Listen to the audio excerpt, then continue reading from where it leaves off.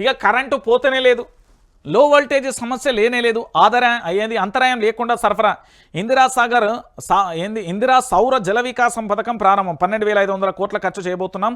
Deputy CM బత్తి విక్రమార్క వచ్చిండు, sir బయటకు వచ్చిండు. వెల్కమ్ చెప్పురు ఒకసారి. బత్తి విక్రమార్క గారికి స్వాగతం సుస్వాగతం తెలియజేస్తుంది తెలంగాణ సమాజం. మొత్తానికి రేవంత్ రెడ్డి మీద కోపంతో చాలా రోజులు కూడా అజ్ఞాతంలో, అంటే బయటికి రాకుండా ఉండిపోయి నిన్నటి కార్యక్రమంలో హాజరయ్యారు.